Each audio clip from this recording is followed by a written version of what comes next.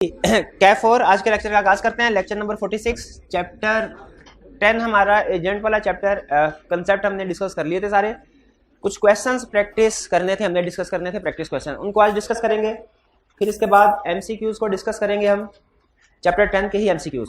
और फिर अगर टाइम मिला तो चैप्टर 11 को स्टार्ट करेंगे और चैप्टर 11 में डेफिनेशन ऑफ पार्टनरशिप स्टडी करेंगे। हालांकि सिर्फ डेफिनेशन मैंने प्लान की आज के लेक्चर में, लेकिन डेफिनेशन में ही इसके बहुत से कंसेप्ट्स और फीचर्स छुपे हुए हैं पार्टनरशिप के। तो स्टार्ट करते हैं। पहले चैप्टर 10 एजेंट वाला चैप्टर था, उसमें से प्रैक्टिस क्वेश्चन हमारे कुछ रह गए थे। कितने क्वेश्चन हमने कर लिए थे? 12 कर लिए थे। ठीक है, ऑनवर्ड्स डिस्कशन स्टार्ट करते हैं।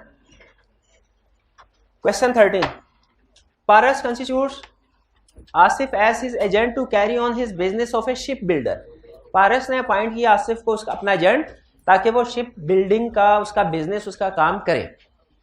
विच type of activities are under implied authority of Asif. हालांकि एग्रीमेंट में सिर्फ उसने इतना कहा है कि शिप बिल्डिंग का जो काम है वो उसने संभालना है। क्या एम्प्लॉयड अथॉरिटी में कुछ काम ऐसे कर सकता है आसिफ जो कि मेंशन नहीं है कॉन्ट्रैक्ट में?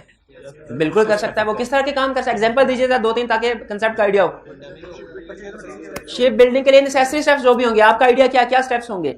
कोई लकड़ी वगैरह परचेज करना, मटेरियल परचेज करना शिप के लिए, लेबर हायर करना, शाबाश, ठीक है, सामान खरीदना, लेबर हायर करना, ये सारे हमारे नेसेसरी स्टेप्स होंगे जो कि वो काम करने के लिए जरूरी है। ये सारे उसके एम्प्लॉयड अथॉरिटीज में शामिल होंगे। यानी अगर वो ये काम करता है आसिफ प्रिंसिपल के बिहाफ पे, तो प्रिंसिपल उन एक्ट्स के लिए बाइंडिंग होगा। जिस वर्कर को भी इंगेज करेगा आसिफ शिप बिल्डिंग का काम करने के लिए, उसको सैलरी देने के लिए प्रिंसिपल लायबल होगा।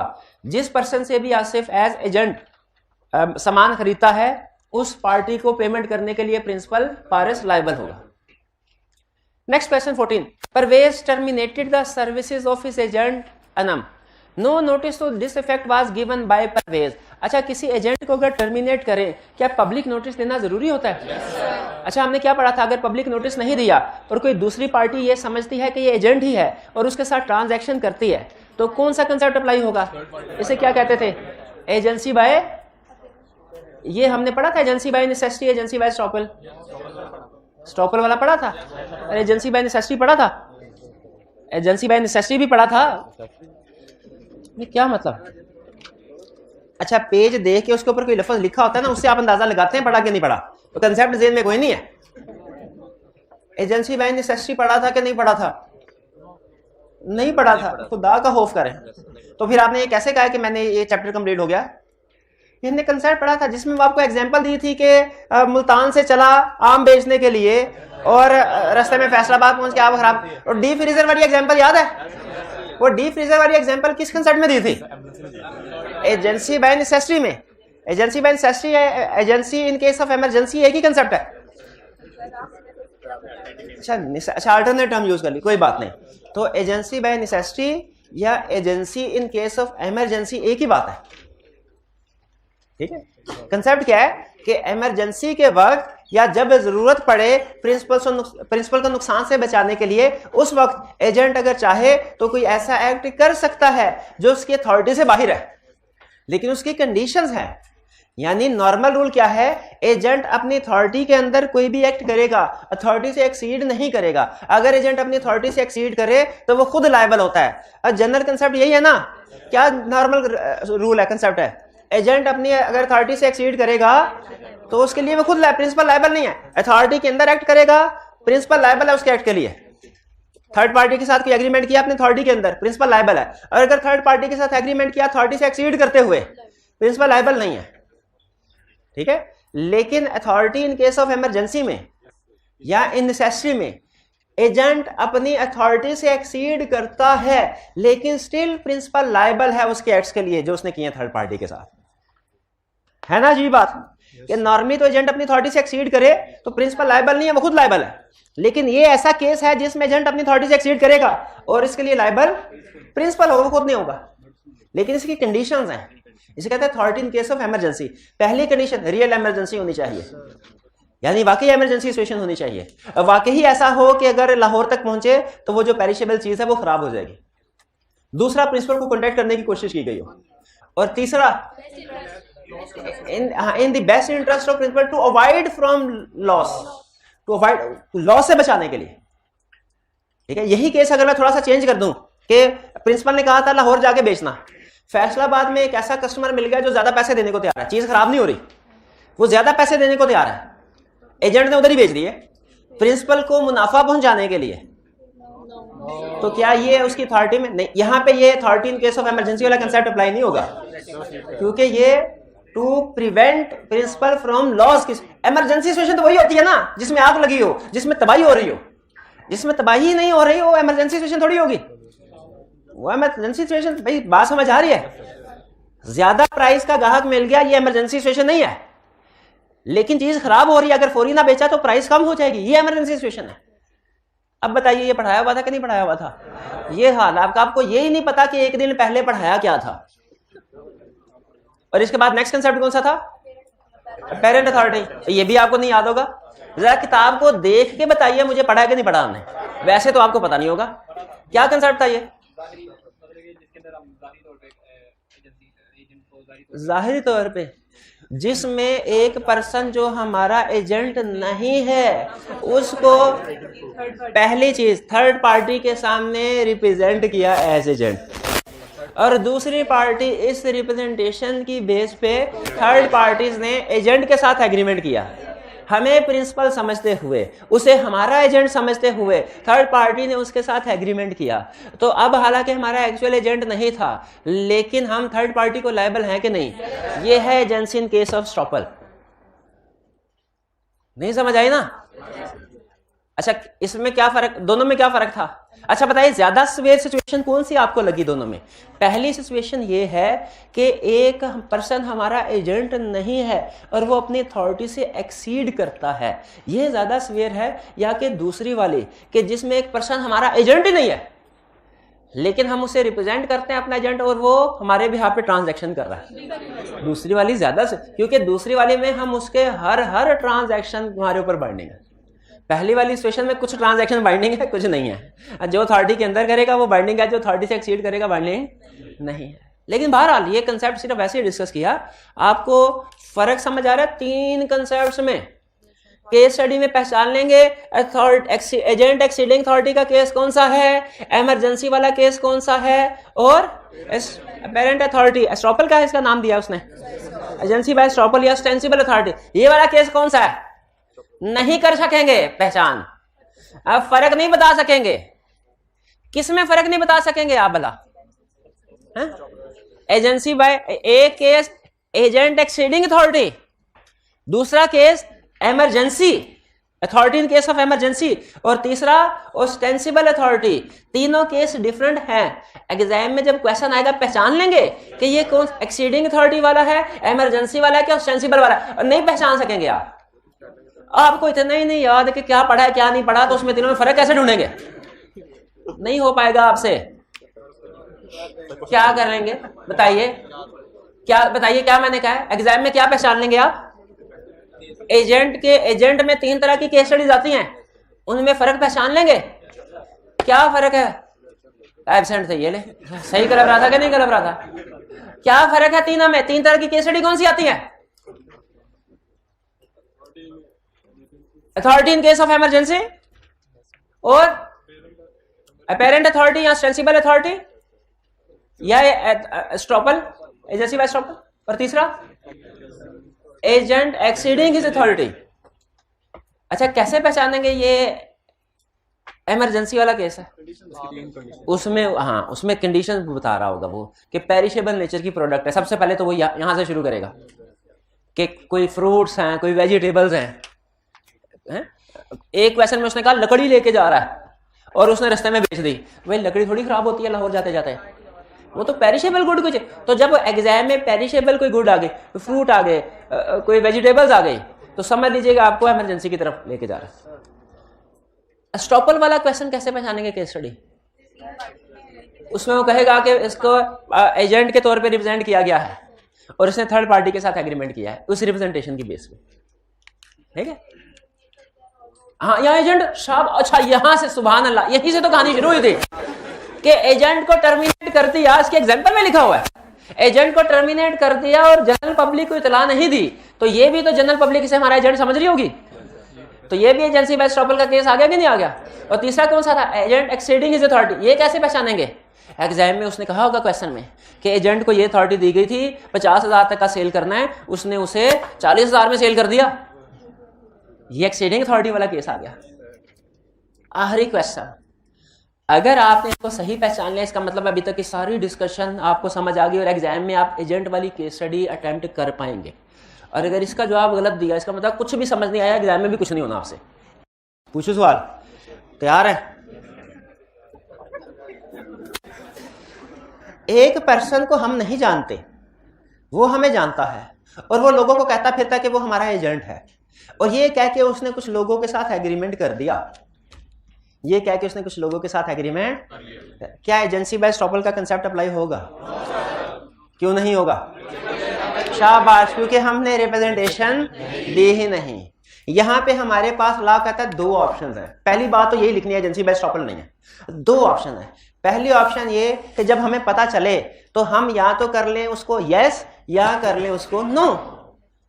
यस का मतलब क्या है? हम रेटिफाई कर दें, हम कहें अच्छा ठीक है, पहले तुम एजेंट नहीं थे हमारे, लेकिन तुमने ट्रांजैक्शन बहुत अच्छी कमाल की कर दिया हमारा नाम लेके, तो चलो हम तुम्हें अपना एजेंट बना लेते हैं। इस सूरत में हम उसके एक्ट के लिए लायबल होंगे। इसे लॉ में कहते हैं रेटिफिकेशन, सब्सिक्वेंटली किसी एक्ट को प्रूव करना, इसे लॉ में क्या कहते हैं? रेटिफिकेशन। इस सूरत हाल में वो नॉर्मल एजेंट की ट्रांजैक्शन बन जाएगी। और दूसरी ऑप्शन क्या है हमारे पास? हम उसे कहते हैं नो। नो का मतलब क्या है? तुम हमारे एजेंट नहीं हो, इस सूरत में हम उसके एक्ट के लिए लायबल नहीं है, इसमें एजेंसी बाय एस्टॉपल का कंसेप्ट अप्लाई नहीं हो, क्योंकि हमने रिप्रेजेंटेशन नहीं दी थी। ठीक है, आखिरी एक क्वेश्चन और बोनस है। हम एक जगह पे बैठे हुए, हमारे सामने एक बंदा आया, वो लोगों को कहता फिरता है, हमारे सामने कहता फिरता है, उसे इतनी भी शर्म नहीं, कम से कम हमारे सामने तो ना कहे, हमारे सामने का मैं इनका एजेंट हूं, मैं इनका एजेंट हूं, मैं इनका एजेंट हूं, और हमारे देखते ही देखते उसने 2-3 लोगों के साथ एग्रीमेंट कर लिया। बताइए ये ऑस्टेंसिबल अथॉरिटी का कंसेप्ट अप्लाई होगा कि नहीं? क्यों? हमने तो रिप्रेजेंटेशन नहीं दी, सामने तो दी। शाबाश शाबाश, ये होगा इम्प्लॉइड एक्सेप्टेंस वाला कंसेप्ट। पिछला रेटिफिकेशन वाला था, ये इसमें हम लायबल होंगे, इसमें ये हमारा एजेंट है और हम उसके एक्ट के लिए, क्योंकि हमारे सामने रिप्रेजेंटेशन दे रहा है, हम चुप करके, इसका मतलब है हमारी तरफ से यस है, इम्प्लॉइड यस। अगर कोई हमारे सामने काम कर रहा हो और हम बेनिफिट्स को एंजॉय कर रहे हो, तो बताइए हम लायबल हो जाते हैं कि नहीं? वो कुली वाली एग्जांपल याद आई? ठीक है, हमने नहीं कहा था, कुली आया, सामान उठाया और गाड़ी तक ले गया और हम चुपचाप देखते रहे, हमने ना कहने की हिम्मत ही नहीं की, तो हम लायबल हो गए थे कि नहीं? तो हमारे सामने ट्रांजैक्शन कर रहा है एजेंट, तो हम एजेंट नहीं है, हमारे सामने हमारा नाम लेके ट्रांजैक्शन कर रहा है, तो फिर लायबल होंगे ना। फर्क समझ आ रहा है? 3 केस स्टडीज हैं, लर्न रहना है आपने। पहली केस स्टडी इस टॉपिक में से क्या पूछेगा? एजेंट को उसकी अथॉरिटी से एक्सीड करवाएगा। दूसरी केस स्टडी क्या पूछेगा? इमरजेंसी सिचुएशन लेकर। तीसरी केस स्टडी अपेरेंट या ऑस्टेंसिबल अथॉरिटी। और रिसेंटली सबसे ज्यादा वो पूछ रहा है जो आपको सबसे ज्यादा मुश्किल लगती है। कौन सी वाला? ऑस्टेंसिबल वाली। ऑस्टेंसिबल यही मुश्किल लगती है ना? ये मुश्किल नहीं लगता? कौन सी मुश्किल लगती है? एजेंट एक्सीडिंग अथॉरिटी वाले। अच्छा, कोई भी मुश्किल नहीं लगती? कोई भी मुश्किल नहीं लगती? अच्छा शाबाश है। अभी थोड़ी देर पहले आपको ये भी पता नहीं था पढ़ा भी है कि नहीं पढ़ा, और अब कह रहे हैं सर सब कुछ आसान। चलें देखते हैं।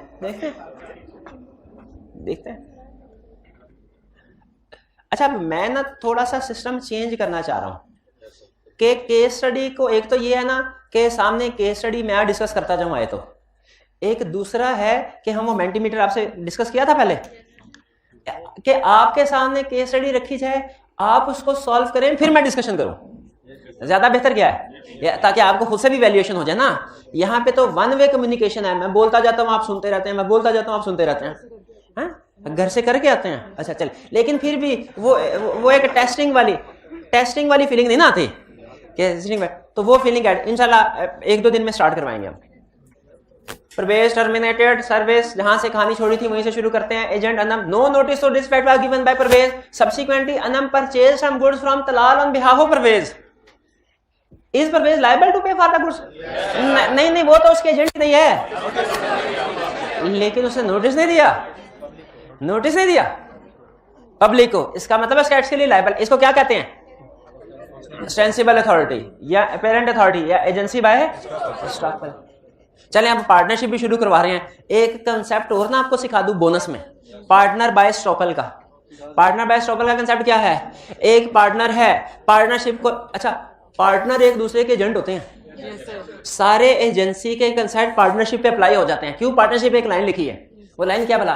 Partners are agent of each other. एक पार्टनर कोई एग्रीमेंट करता है, एग्रीमेंट किया एक पार्टनर ने, बाइंडिंग है सब पे, है ना अजीब बात। एक पार्टनर चुपके से बैंक के पास जाता है, कहता है मुझे मेरी फर्म के लिए लोन दो, बैंक कहता है ये लो लोन, वो लेके पैसे दुबई निकल जाता है, तो वो याशी योशी करके पैसे जीरो करके वापस आ जाता है। बताइए बाकी की पार्टनरशिप लोन रीपे करने के लिए लायबल है कि नहीं? क्यों लायबल है? क्योंकि agents are, sorry partners are agents of each other. उसमें केस स्टडी टेस्ट करता है, कहता है 4 पार्टनर थे, एक पार्टनर रिटायर हो गया, क्या हो गया?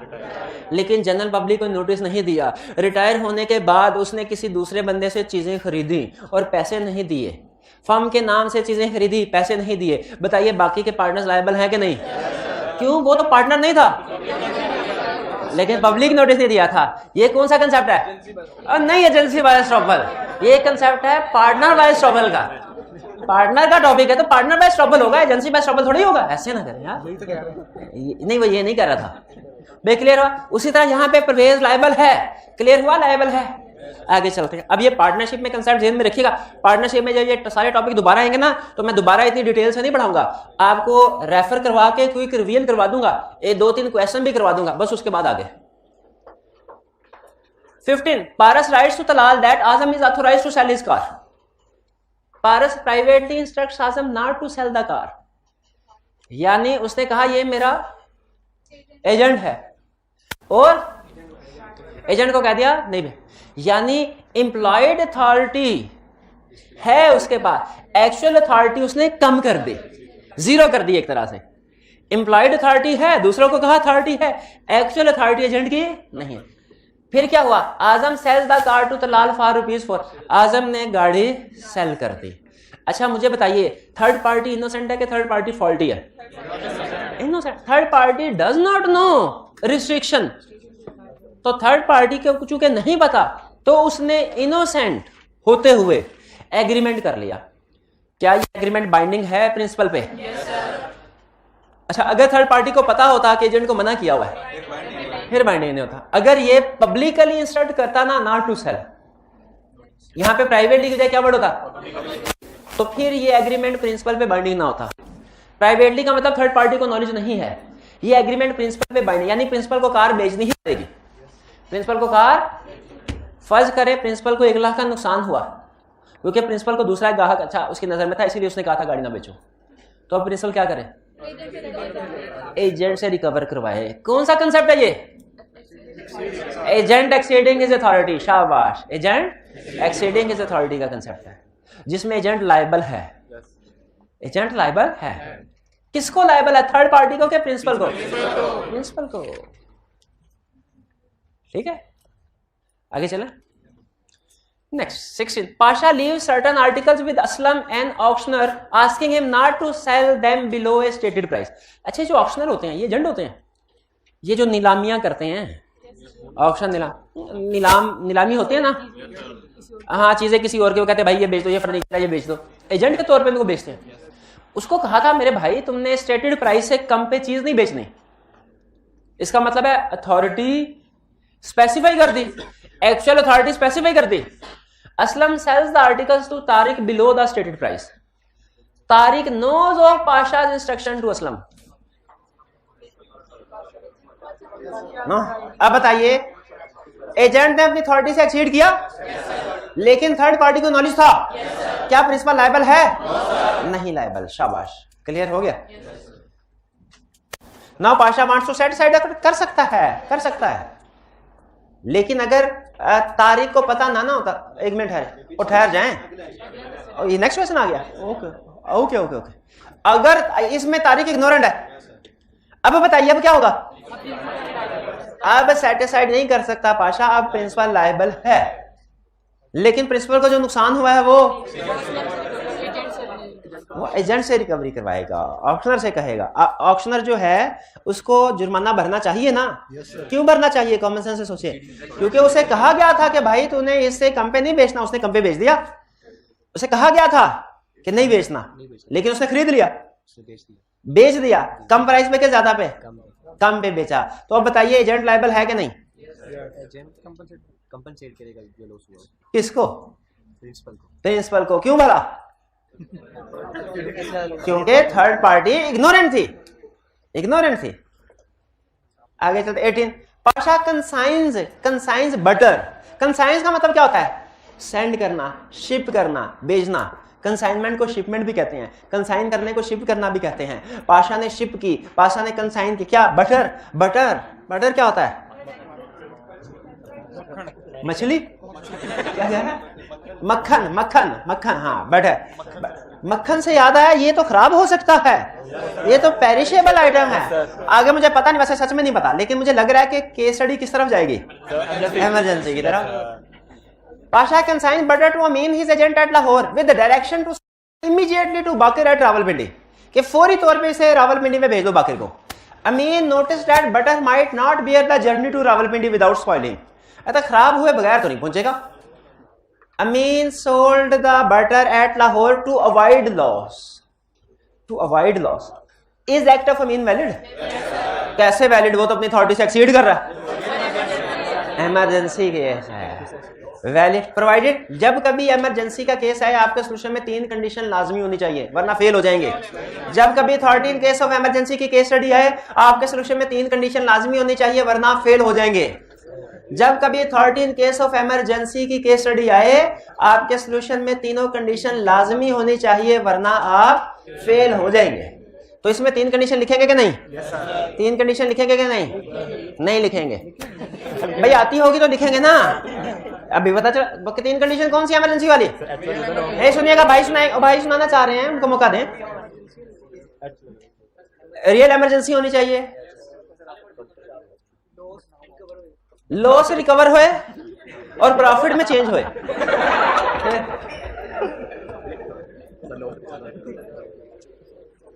To protect principal from loss. और तीसरी कौन सी थी? देखा सही? अच्छा मैंने सही नहीं कहा था कि नहीं लिखेंगे आप। ठीक है, कॉन्टैक्ट करने की कोशिश की, इम्पॉसिबल टू कॉन्टैक्ट हो। तो अगर ये तीनों कंडीशन पूरी हो रही है तो मेन का एक्ट वैलिड है। आगे चलते हैं। Pasha consigns furniture to Abid his agent at Lahore with direction to send the item immediately to Babar at Rawalpindi. Abid thought the furniture might not fetch good price at Rawalpindi and sold the furniture in Lahore. उसने कहा रावलपिंडी में तो price कम मिलेगी, यहाँ पे ज्यादा price पे बेच देता हूँ, प्रिंसिपल को मुनाफा होगा, वो खुश होगा। तो प्रिंसिपल खुश होगा, क्यों? उसे ज्यादा प्राइस मिल रही है। ये authority in case of emergency, ये उसने अपनी अथॉरिटी से एक्सीड किया है। अगर प्रिंसिपल समझता है कि उसको कोई नुकसान हुआ है तो वो इसे रिकवर करवा सकता है। क्लियर? ये 13 केस ऑफ इमरजेंसी का केस है कि नहीं? 13 केस ऑफ इमरजेंसी का केस है कि नहीं? अच्छा, घर से चार्टर्ड अकाउंटेंट बनने के लिए है, लेकिन चार्टर्ड अकाउंटेंट बनने के लिए जो चीज जरूरी है वो नहीं कर रहा है। कार की चाबियां बनाने के लिए जो चीज जरूरी है ना वो काम कर रहा है। चाबियां क्यों क्या खेल रहे हैं उनके साथ? ये बताएं। इसमें 3 कंडीशन एक्सीड अथॉरिटी वाला लगेगा, केस लगेगा। अच्छा इसमें बताइए इमरजेंसी वाली 3 कंडीशन लिखेंगे कि नहीं? नहीं लिखेंगे। क्यों नहीं लिखेंगे? क्योंकि ये इमरजेंसी वाला केस नहीं है। लेकिन सोच के बताइए, ये आपको कब पता चला इमरजेंसी वाला केस नहीं है? तीनों कंडीशंस का एनालिसिस करने के बाद। देखिए उसने केस बनाया किस कंसेप्ट पे है? इमरजेंसी वाले पे नहीं बनाया। हालांकि इमरजेंसी की कंडीशन पूरा नहीं उतरा, लेकिन केस तो इमरजेंसी वाला बनाया ना, तो कंडीशन तीनों लिखेंगे। लेकिन फिर लिखेंगे इसमें ये वाली कंडीशन पूरी नहीं हो रही, ये रियल इमरजेंसी नहीं थी, और इसमें प्रिंसिपल को लॉस से बचाने की भी कोशिश नहीं की गई, तो प्रॉफिट देने की कोशिश की गई है। इसलिए इसमें authority in case of emergency का कंसेप्ट अप्लाई नहीं होगा और एजेंट लायबल है। बात समझ आ रही है कि नहीं? यानी अगर इमरजेंसी वाली सिचुएशन उससे बनाए इमरजेंसी वाली सिचुएशन के ऊपर, आपको क्वेश्चन पढ़ के अंदाजा हो रहा है ना कि इमीडिएटली आदम उसने अपनी अथॉरिटी एक्सीड किया प्रिंसिपल को फायदा पहुंचाने के लिए, तो केस स्टडी इमरजेंसी की तरफ जा रही है ना, हालांकि कंडीशन पूरी नहीं हो रही, लेकिन हमें पता चल रहा है उसने कंसेप्ट कौन सा टेस्ट करने की कोशिश की है। तो इमरजेंसी वाली कंडीशन लिख देनी चाहिए, यानी अगर केस स्टडी इमरजेंसी वाली है तो चाहे कंडीशन पूरी हो रही है या नहीं हो रही, हमने कंडीशन लिखनी है, क्योंकि कंसेप्ट वो टेस्ट कर रहा है और फिर उसके बाद बता देंगे कि ये वाली कंडीशन फुलफिल नहीं हो रही, ये इसलिए एजेंट लायबल है। नहीं समझ आई ना बात की? क्या कहा भला? ये question authority in case of emergency का ही है, लेकिन इसमें चूंकि कंडीशंस पूरी नहीं हो रही इसीलिए एजेंट लायबल है। लेकिन चूंकि question authority in case of emergency पे बनाया गया है तो कंडीशंस लिखनी है। ये बात समझ है? स्टूडेंट कहते हैं सर ये authority in case of emergency तो है ही नहीं, तो कंडीशन लिखने की क्या जरूरत है? तो कंडीशन पूरी नहीं हो रही ना, कंडीशन पूरी नहीं हो रही। हाँ, शाबाश शाबाश शाबाश। रेलिवेंट लीगल प्रोविजन में लिखेंगे condition, decision and bases of decision में बता देंगे कि पूरी नहीं हो रही है, एजेंट लायबल है। बेहतरीन। ये बस एमसीक्यूज रह गए। हाँ एमसीक्यूज रह गए। शाबाश शाबाश शाबाश। जी जी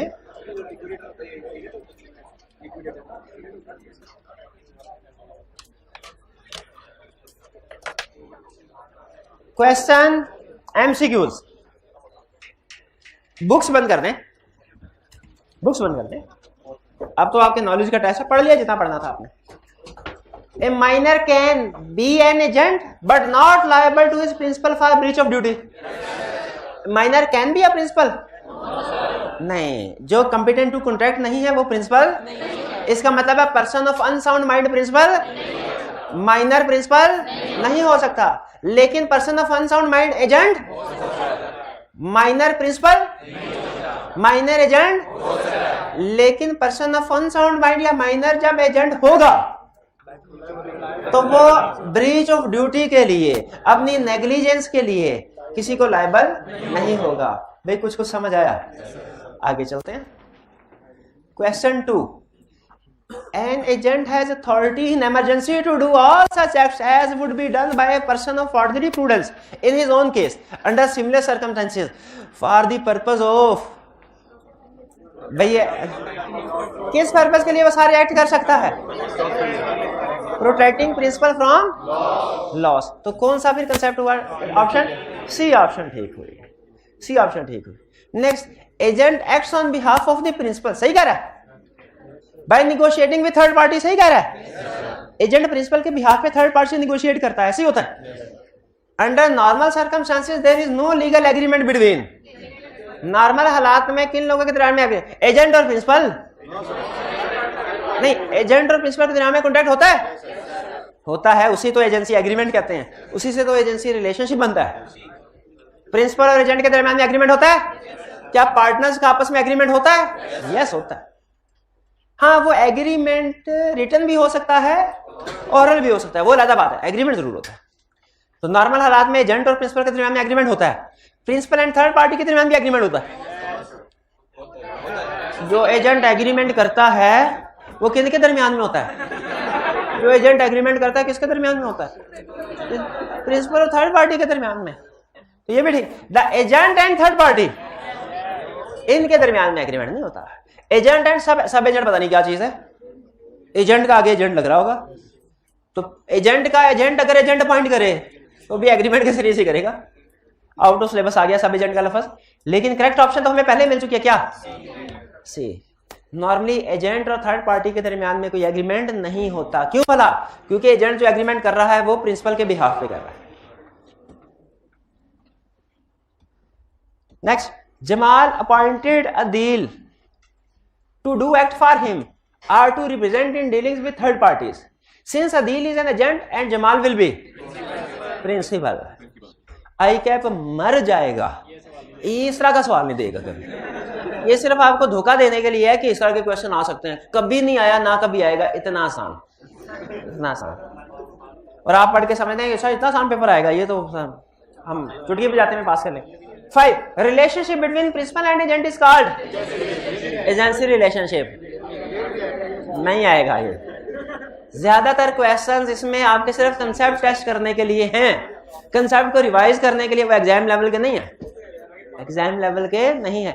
एग्जाम लेवल के क्वेश्चन आपको पास्ट पेपर की प्रैक्टिस, या वो जो वॉल्यूम 2 आपके साथ शेयर किया है, वॉल्यूम 2 है, पता है आपको कि वॉल्यूम 2 होता है?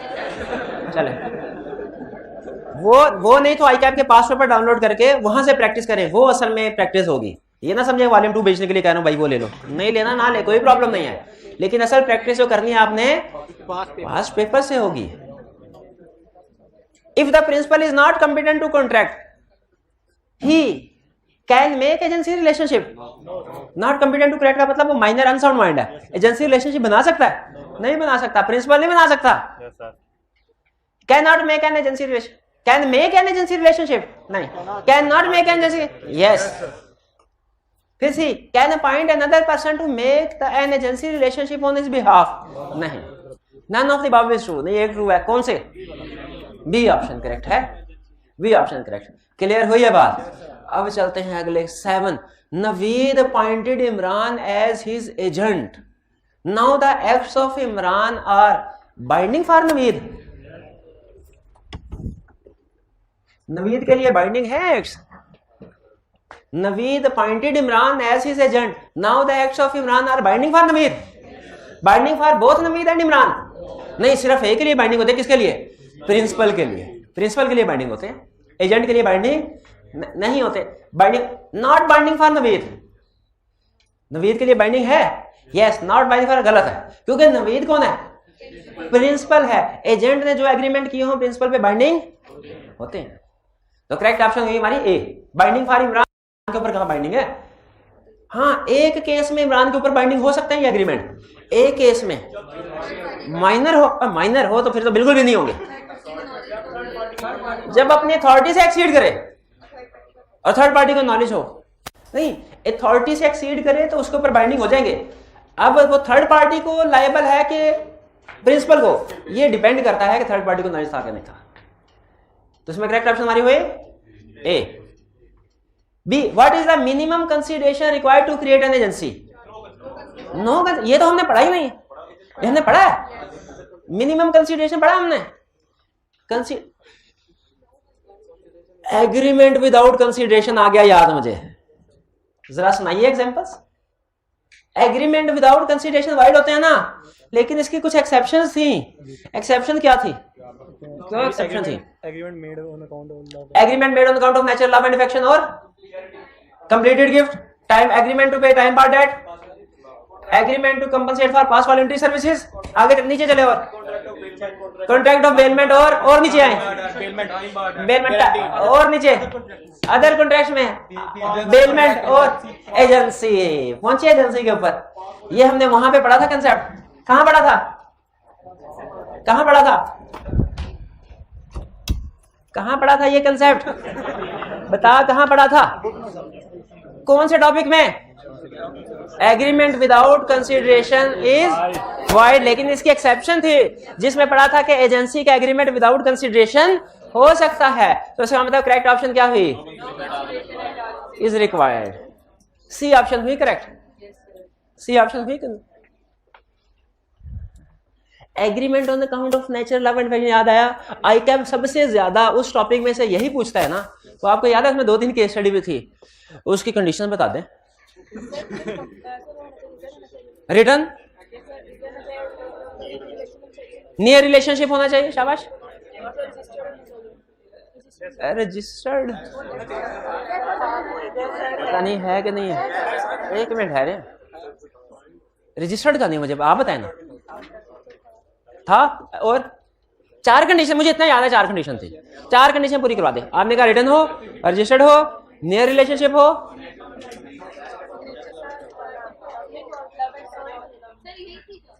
तो 3 हुई हैं, 4 का। एक मिनट ठहरिए, agreement on account of natural love and affection की बात, agreement to pay time bar date की बात तो नहीं ना कर रहे, क्योंकि उसमें मेरा ख्याल है 3 थी। इस agreement account of natural love and 4 थी। कौन कौन सी?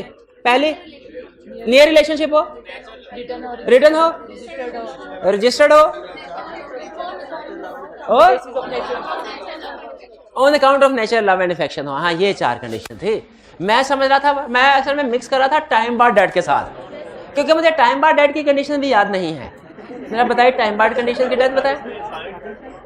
साइंड बाय पर्सन और ऑथोराइज्ड एजेंट हो, साइंड बाय डायरेक्टर ऑथोराइज्ड, और relate to law of limitation, और तीसरा रिटर्न होना चाहिए, और रजिस्टर्ड भी। टाइम बार डेट का रजिस्टर्ड होना जरूरी नहीं, agreement on count of natural law manufacturing का रजिस्टर्ड होना जरूरी है। Agreement on count of natural law manufacturing registered होना जरूरी है, टाइम बार डेट रजिस्टर्ड होना जरूरी नहीं है। अच्छा, कंप्लीटेड कंट्रीब्यूट चैरिटी, चैरिटी का भी तो एग्रीमेंट था उसमें, जिसमें कोई नमाजी इमाम मस्जिद साहब से वादा करते थे कि मैं मस्जिद की तामीर के लिए 5 लाख रुपए चंदा दूंगा, तो वो भी वाइड होता था ना एग्रीमेंट, और कोई नहीं बोलेगा, वाइड होता था ना एग्रीमेंट, वाइड होता था, क्योंकि विदाउट कंसिडरेशन है, वैलिड होता है। कब? हमेशा रिटर्न में हो तो। ये हाल है। याद क्यों नहीं किया मेरे भाई ने, रिवाइज क्यों नहीं किया? अगर प्रोमिसरी ने लायबिलिटी इनकर की हो तो फिर वो लायबल होगा किस अमाउंट तक का? लायबिलिटी और promise which ever is lower, which ever is lower. अच्छा, विच एवर इज लोअर का एक और भी कोई कंसेप्ट था, विच एवर इज लोअर का कोई और भी कंसेप्ट था पेनल्टी में, कि पेनल्टी अगर स्पेसिफाइड हो कॉन्ट्रैक्ट में तो कौन सी पेनल्टी लाओ होगी? स्पेसिफाइड अमाउंट और रीजनेबल या actual, which ever is lower. आगे चलते हैं। ये तो 8 का तो हो गया सी। 9 का, what are the essentials, what are the essential for a person to employ an agent. कौन से एसेंशियल जरूरी है एजेंट अप्लाई करने के लिए? Person should not be of sound mind, agent appoint करने के लिए तो साउंड माइंड होना जरूरी है, अनसाउंड होना थोड़ी जरूरी है। The person should be major according to the law to which the agent is subject. ये करेक्ट है, ये करेक्ट है। तो करेक्ट, मोस्ट एप्रोप्रिएट सेलेक्ट करनी है क्या? Correct, most appropriate. तो देख लेते हैं, शायद most appropriate. The person should be major according to law to which he subject and should also be of sound mind. तीसरी वाली C is more appropriate than B. क्यों? क्यों? सी में उसने 2 कंडीशन बता दी जो जरूरी है, मेजर और साउंड माइंड। बी में सिर्फ एक थी, तो सी ज्यादा। D the person should have executed a contract of indemnity before employing an agent. Contract of indemnity पता नहीं क्या होता है, लेकिन ये हमें पता है कि ये जरूरी नहीं है। एजेंट अपॉइंट करने के लिए क्या जरूरी है? C, major, competent to contract हो, यानी मेजर हो और sound mind. 10 an agent's authority can be created only by expressly writing the terms thereof, only by implication, only by expressly writing the terms thereof and registering the same with sub registrar, either expressly or impliedly। Agent express भी हो सकता है और implied भी हो सकता है। Express का मतलब क्या है? कि रिटर्न में ओरल एक्सप्रेस होता है कि नहीं होता? ओरल इम्प्लाइड नहीं होता, ओरल एक्सप्रेस होता है। ओरल और रिटर्न दोनों एक्सप्रेस होते हैं। एक्सप्रेस का मतलब जो अल्फाज से कम्युनिकेट किया गया हो, इम्प्लाइड का मतलब जो कंडक्ट से कम्युनिकेट किया गया हो। अगर हम कुली को लिख के दें कि सामान उठाओ, ये क्या है? एक्सप्रेस। अगर हम जबानी बोले सामान उठाओ, ये भी एक्सप्रेस। और अगर वो सामान उठाए और हम कुछ ना बोले, इम्प्लाइड। तो एजेंट एक्सप्रेस भी हो सकता है, इम्प्लाइड। इम्प्लाइड एजेंट की कोई और एग्जांपल दे, आज ही डिस्कस किया जो उनमें से। फॉर एग्जाम्पल, एक बंदा हमारी इजाजत के बगैर लोगों को कह रहा है, हमारे सामने लोगों को कह रहा है कि मैं इनका एजेंट हूं, और हम चुप करके सुन रहे हैं, तो ये इम्प्लाइड एक्सेप्ट है। तो ये हमारा एजेंट एम्प्लॉयड हो गया, ठीक है, ये एजेंट एम्प्लॉयड एजेंट हो गया। तो इसका मतलब है एजेंसी रिलेशनशिप एक्सप्रेसली भी क्रिएट हो सकता है, इम्प्लॉयडली भी। डी ऑप्शन करेक्ट है। 11 out of the following who can appoint an agent? Person of sound mind with 16, age is 16. Person of sound mind, age is 25. Yes. Person of unsound mind, age is 25. No. Person of unsound mind, age is 16. No. Option B. Person of sound mind, age is 25. आगे चलें। Asif is residing in Khanewal and has a house in Liya. Asif appoints Bashir by power of attorney to take care of his house. State the nature of agency created between Asif and Bashir. Employed, agency in emergency, agency by holding out, express agency, express agency. ये holding out का लफ्ज हमने पहले कभी पढ़ा नहीं? पढ़ा, चले पार्टनरशिप में आएगा। और शायद हम ये पढ़ें कि वो जो स्टॉपेल वाला था ना, एजेंसी बाय स्टॉपेल, वो होल्डिंग आउट एजेंसी भी है। एजेंसी बाय स्टॉपेल याद है? एजेंसी बाय स्टॉपेल क्या था कंसेप्ट? कौन सा कंसेप्ट? यहाँ पे करेक्ट ऑप्शन हमारी डी है। एजेंसी बेस्ड स्टॉपल का क्या कंसेप्ट था कि एक पर्सन को रिप्रेजेंट किया जाता है कि वो हमारा एजेंट है, असल में एजेंट नहीं है, और इस रिप्रेजेंटेशन की बेस पे थर्ड पार्टीज तो हम लायबल हैं। अच्छा बताइए, इस चैप्टर में से आई कैप एग्जाम में 3 तरह की केस स्टडीज पूछता है, वो कौन कौन सी हैं? पहला एजेंट एक्सीडिंग हिज अथॉरिटी, दूसरा authority in case of emergency, तीसरा ऑस्टेंसिबल या पेरेंट अथॉरिटी। ठीक है, ये चीज ध्यान में रखिएगा, तीनों कंसेप्ट आपको क्लियर होने चाहिए। अथॉरिटी एक्सीड होती है तो फिर रूल क्या होता है, ये हमने वो बॉक्स बना के भी दिया हुआ है, बॉक्स बना के भी दिया। और इमरजेंसी के केस में कंडीशंस वो आपको याद होनी चाहिए, और जो होल्डिंग आउट है स्टॉपल, अथॉरिटी स्टॉपल, उसकी भी कंडीशंस हैं कि रिप्रेजेंटेशन दी जाए हमारे सामने और थर्ड पार्टी उस रिप्रेजेंटेशन के बेस पे एग्रीमेंट करें। ये इस पूरे चैप्टर में ये 3 कंसेप्ट ज्यादा अहम है जिनमें से केस स्टडी को टेस्ट करता है। तो क्लियर हो गया, अटेम्प्ट कर लेंगे। चलिए फिर, टाइम 5 मिनट रह गया, लेकिन अब मेरा है डेफिनेशन भी कल ही हम कर दें, कल कर दें। हाँ चलिए ठीक है, नहीं मैं खुद यही कह रहा हूँ, कल ही करते हैं। ठीक है, चलिए आज का लेक्चर यहाँ खत्म करते हैं हम। अल्लाह हाफिज़।